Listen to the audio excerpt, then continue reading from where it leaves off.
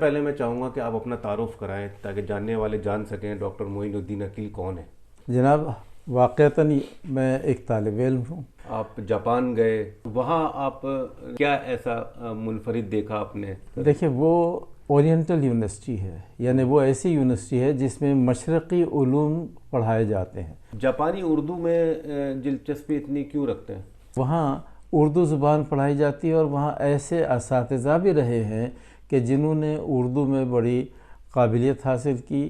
کہ زبانیں سیکھتے ہیں، زبانوں کے ادب کو ترجمہ کرتے ہیں جاپانی میں، اور اسی طرح سے اردو کے شاہکار افسانے، شاہکار ناولیں ترجمہ ہوئی۔ جو زبان ان کی اپنی ہے اسی زبان میں وہ سوچتے ہیں، انگریزی میں نہیں سوچ سکتے، نہیں سوچ سکتے، وہ جو کچھ سوچتے ہیں اپنی زبان میں سوچتے ہیں، اسی لیے اس میں تخلیق کی صلاحیتیں بھی بڑھ جاتی ہیں۔ مطالعے کا رجحان سر بالکل ختم ہو گیا ہے۔ دیکھیے، یہ ایک واقعی بدقسمتی کی صورتحال ہے۔ تھوڑی سی رہنمائی کر دیں۔ کہانی کا رواج کم ہو گیا ہے، اور وہ وسائل جو کہانی کے ذریعے سے ہم تک کہانی کے پڑھنے کے جو وسیلے تھے وہ اب نہیں رہے۔ پڑھنے کا عمل اس سے زیادہ مفید ہوتا ہے۔ پڑھنا چاہیے کہ بچوں کو اگر موقع مل جائے، اور والدین کو چاہیے کہ ایسے انتظامات کرے کہ وہ بچوں کو کہانی کم از کم 1 گھنٹہ ماحول بنائے ایسا کہ خود بھی پڑھیں، یعنی خود والدین کو مجبور ہونا چاہیے کہ وہ کم از کم 1 گھنٹہ کچھ نہ کچھ پڑھیں، اور جب خود پڑھیں گے تو ان کو ہو سکتا ہے اچھی چیزیں مل جائیں گی پڑھنے کے لیے، تو خود پڑھیں اور بچوں کو بھی عادی بنائیں پڑھنے کا، اور یہ بہت اہم اور بہت تعمیری فیصلہ ہوگا، اور ان کا یہ کردار بہت اہم کردار ہوگا بچوں کی خود شخصیت کی تعمیر کے لیے۔ تو پڑھنا اور پڑھانا یہ بہت اہم عمل ہے جو معاشرے میں ہونا چاہیے۔ اردو کا مستقبل کیا دیکھ رہے ہیں آپ؟ میں یہ سمجھتا ہوں کہ اردو کا مستقبل بہت تابناک ہے،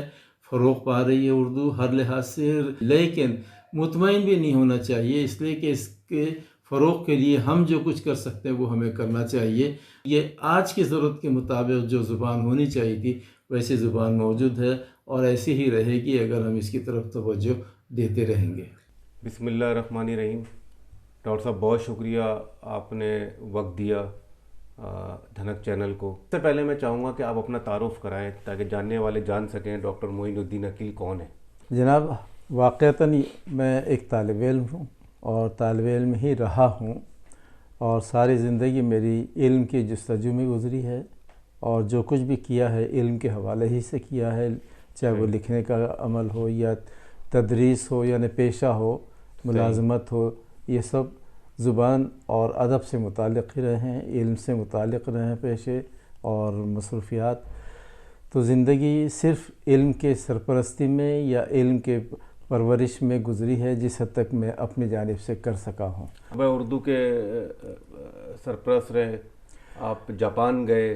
وہاں اردو کی خدمت کی آپ نے بہت زیادہ، اس کے بارے میں کچھ بتائیں۔ دیکھیں، بنیادی طور پر تو میں تدریس کے پیشے سے منسلک رہا ہوں، اور بنیادی حوالہ میرا کراچی یونیورسٹی کا ہے۔ کراچی یونیورسٹی کے شعبہ اردو سے میں منسلک رہا، یہیں سے فارغ التحصیل بھی رہا، یہیں ملازمت کا آغاز بھی کیا، اور ساری زندگی جو پیشہ ورانہ زندگی ہے وہ یہیں شعبہ اردو سے منسلک رہا۔ لیکن درمیان میں مجھے مواقع ملے یا پیشکش ہوئی اور دعوت ملی، اور میں پہلے گیا اٹلی۔ اچھا۔ اور وہاں اورینٹل یونیورسٹی ہے، بہت معروف یونیورسٹی ہے، اور 600 سال سے اس کی تاریخ ہے، اور وہ یونیورسٹی ایسی ہے کہ جس کو دیکھ کر فخر ہوتا ہے کہ یہ ایسی درسگاہ ہے کہ جہاں علم کا فروغ حاصل ہوتا ہے۔ وہاں میں 2 سال رہا اور وہاں سے واپس آیا۔ تو وہاں آپ کیا ایسا منفرد دیکھا آپ نے، ذرا لوگوں سے شیئر کریں۔ دیکھیں، وہ اورینٹل یونیورسٹی ہے، یعنی وہ ایسی یونیورسٹی ہے جس میں مشرقی علوم پڑھائے جاتے ہیں، زبانیں پڑھائی جاتی ہیں، مشرقی علوم اور زبانیں۔ اب ان زبانوں میں اردو زبان بھی ہے، اس لیے کہ اردو زبان کی اہمیت ہمیشہ رہی ہے، خاص طور پر یہ اس صدی میں، 20ویں صدی میں، تو وہاں اردو پڑھائی جاتی تھی، اور مشرقی علوم میں یعنی پاکستان اسٹڈیز بھی وہاں پر پڑھائی جاتی ہے۔ جاپانی اردو میں دلچسپی اتنی کیوں رکھتے ہیں؟ دیکھیے، جاپان میں جو یونیورسٹی ہے وہ بھی ایک لحاظ سے اورینٹل یونیورسٹی ہے، اور فارن اسٹڈیز کے لیے مخصوص ہے، غیر ملکی علوم سکھائے جاتے ہیں، پڑھائے جاتے ہیں۔ تو وہاں فارسی کا بھی شعبہ ہے، عربی کا بھی ہے، اور اردو کا شعبہ بھی ہے، اور ہندی کا شعبہ بھی ہے، تو اس طرح سے یہ ہے۔ تو وہاں اردو زبان پڑھائی جاتی ہے، اور وہاں ایسے اساتذہ بھی رہے ہیں کہ جنہوں نے اردو میں بڑی قابلیت حاصل کی اور بہت کام بھی کیے اور کافی کام کیے، یعنی اردو کی اور جاپانی کی لغات بھی انہوں نے تیار کی۔ حکومتی سطح پہ بھی سرپرستی کی جاتی ہے؟ وہ سرکاری یونیورسٹی ہے جی،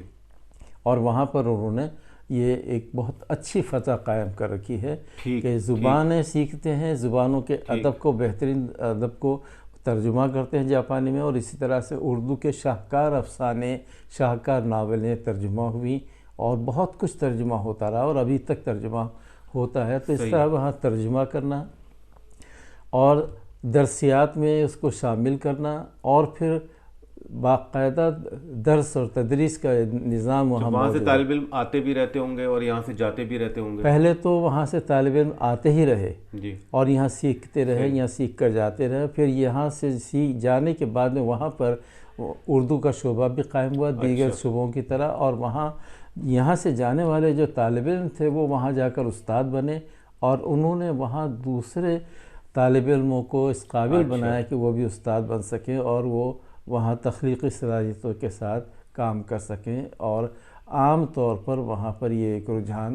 پھیل گیا کہ زبان سیکھنا بھی ہے اور سکھانا بھی ہے۔ پاکستان کے اندر، اور چلے میں پاکستان کا ذکر کرتا ہوں، ابھی ہندوستان پہ ہم بعد میں آئیں گے، ہمارے یہاں تو اردو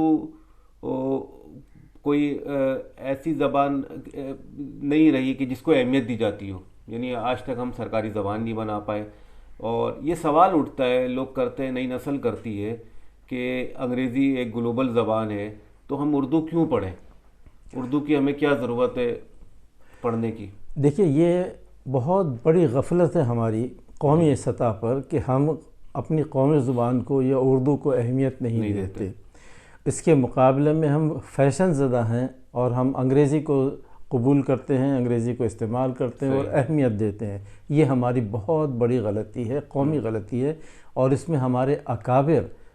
یقیناً بعض سینئر یا سنجیدہ اکابر ایسے بھی تھے کہ جنہوں نے قومی زبان یا اردو کو اہمیت دی اور اردو کی اہمیت کے لیے زور دیا قوم پر، اپنی قوم پر، لیکن افسوس یہ ہے کہ ان کی کہی ہوئی باتوں پر ہم نے عمل نہیں کیا، ہماری قوم نے، اور اہمیت نہ دینے کی وجہ سے یہ ہے کہ آج ہم بہت بدقسمت قوم کے طور پر ہیں کہ اپنی قومی زبان کو استعمال نہیں کر سکتے، اور اس کے جو فوائد ہوتے ہیں قومی سطح پر ان فوائد سے دور ہیں۔ دنیا آپ نے دیکھی ہے، کیا وہاں پر جو قومیں ہیں دنیا میں، جاپانی قومیں اپنی ہیں اور دیگر ممالک ہیں، وہاں ان کی اپنی مادری زبان میں علم حاصل کیا جاتا ہے یا وہاں بھی انگریزی کو استعمال کرتے ہیں، یا بھی جو گلوبل زبان اس کو تدریس کا حصہ بناتے ہیں؟ نہیں جناب، بات یہ ہے کہ دنیا میں کہیں کوئی ملک ایسا نہیں ہے کہ جہاں وہاں کی اپنی زبان رائج نہ ہو تعلیمی زبان کے طور پر۔ اچھا، صرف پاکستان ایک ایسا ملک ہے، اور کسی حد تک ہندوستان بھی ایسا ہے کہ جہاں اپنی زبان کے مقابلے میں انگریزی زبان کو اہمیت ہے اور اس زبان کو زیادہ فوقیت دی جاتی ہے، ترجیح دی جاتی ہے۔ یہ بدقسمتی ہے، ورنہ دنیا میں چاہے کسی طرف بھی جائیں، مشرق کی طرف جائیں یا مغرب کی طرف جائیں، وہاں ان ملکوں کی زبانیں استعمال میں ہوتی ہیں قومی زبان کے طور پر، اور قومی زبان کے جو فوائد کسی قوم کو حاصل ہونے چاہیے وہ وہاں ہوتے ہیں، اور ہم ان سے جاپان، چائنا، رشیا، یہ اگر میں ممالک گنواتا چلا جاؤں، یہ سب اپنی مادری زبان میں، سارے ممالک جن کا ذکر آپ کر رہے ہیں، ان کے علاوہ بھی سارے ہی ممالک ایسے ہیں کہ جو قومی زبان کے طور پر اپنی ہی زبان کو اختیار کرتے ہیں، استعمال کرتے ہیں۔ انگریزی کو بہت سے ملکوں میں ایسے ہیں جہاں انگریزی زبان استعمال نہیں ہے مادری زبان کے طور پر، وہ لوگ اگر استعمال کرتے ہیں تو علمی سطح پر۔ کیا ان کی ترقی کی رفتار رکتی ہے کہ وہ انگریزی کی جگہ اپنی مقامی زبان، علاقائی زبان کو استعمال کرتے ہیں؟ یہ کیا آپ کا تجربہ ہے اس پہ؟ نہیں، بالکل نہیں، وہاں ترقی تو بڑھ جاتی ہے ان کی، یعنی جو ترقی ہونی چاہیے اس سے زیادہ ہو جاتی ہے ترقی، ان کی توقعات سے بھی بڑھ کر، اس لیے کہ وہ جو زبان ان کی اپنی ہے اسی زبان میں وہ سوچتے ہیں، اسی زبان میں وہ تجربات حاصل کرتے ہیں،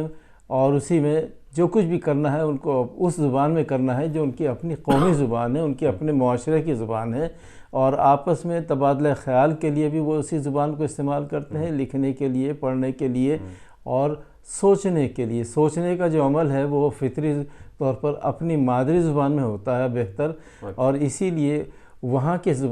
کے ممالک میں انگریزی میں نہیں سوچ سکتے، نہیں سوچ سکتے، وہ جو کچھ سوچتے ہیں اپنی زبان میں سوچتے ہیں، اسی لیے اس میں تخلیق کی صلاحیتیں بھی بڑھ جاتی ہیں، اور جو تخلیق کے چیزیں سامنے آتی ہیں وہ بھی اعلیٰ درجے کی ہوتی ہیں فطری طرح اور فنی اعتبار سے، ہر لحاظ سے بھی وہ. پاکستان ٹوٹ گیا سر 1971 میں. بعض لوگوں کا خیال ہے کہ اس کی بنیاد قائد اعظم نے اردو کو قومی زبان قرار دے کر رکھ دی تھی. آپ اس خیال کو کس طرح دیکھتے ہیں؟ قائد اعظم نے بہت دانشمندانہ یہ فیصلہ کیا تھا، اور انہوں نے علل اعلان یہ کہا تھا کہ پاکستان کی قومی زبان اردو ہوگی، یعنی پاکستان بننے سے پہلے بھی. اور خود قائد اعظم اور قائد اعظم کی طرح اور دیگر قائدین بھی، اور مسلم لیگ کا بھی، جس پاکستان کے قیام کے لیے سب سے زیادہ جد و جہد کی تھی، مسلم لیگ نے بھی پاکستان بننے سے 10 سال پہلے ہی یہ کہہ دیا تھا کہ پاکستان کی قومی زبان اردو ہوگی. قائد اعظم نے اس پر زیادہ اصرار کیا، اور پاکستان بننے کے بعد میں سب سے زیادہ زور جو انہوں نے دیا تھا وہ یہی تھا کہ قومی زبان اردو رہے گی، اور انہوں نے قانون کے طور پر اس کو نافذ بھی کیا، اور یہ ان کا دانشمندانہ فیصلہ تھا. افسوس یہ ہے کہ بعد کے جو قائدین آئے ہیں انہوں نے اس کی اہمیت نہیں سمجھی، اور قومی زبان کے نفاذ کے لیے وہ کوشش نہیں کی جو کرنی چاہیے تھی.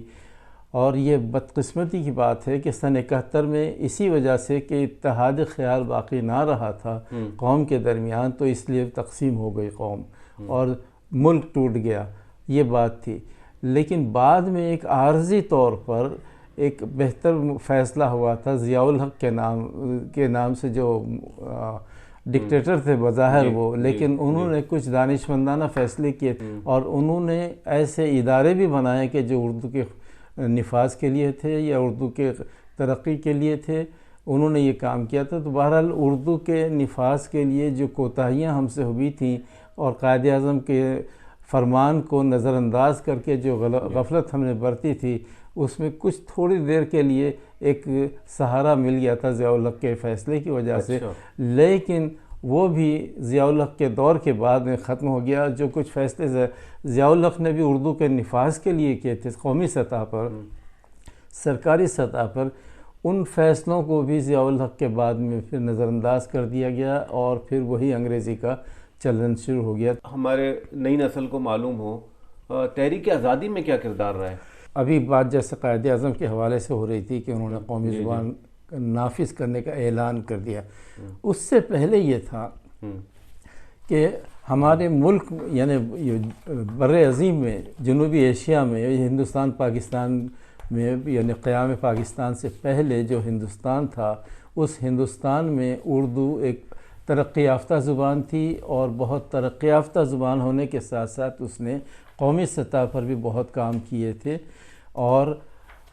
پاکستان کے بننے سے پہلے یہ فیصلہ بھی ہو گیا تھا مسلمانوں کے درمیان، مسلمان اکابر کے درمیان، کہ پاکستان کی قومی زبان اردو ہوگی، اور اس میں ہمیں کسی طرح کی کوئی شرمندگی نہیں ہے، جیسے کہ آج ہم شرمندہ ہیں کہ ہم قومی زبان کو استعمال کرنے سے محروم ہیں، اور قومی زبان کے فوائد حاصل کرنے سے بھی ہم محروم ہیں. سر یہ بتائیں، آج کے دور میں نئی نسل کے لیے اردو میں کہانی سننا، کہانی پڑھنا کتنا ضروری ہے؟ آپ اس کو کس طرح دیکھیں؟ یہ جو نسل ہے، آپ جس نسل کا ذکر، اصل میں یہ تو بچپن کی بات ہے. کہانی ایک تقویت کا سبب بنتی ہے تخیل کے،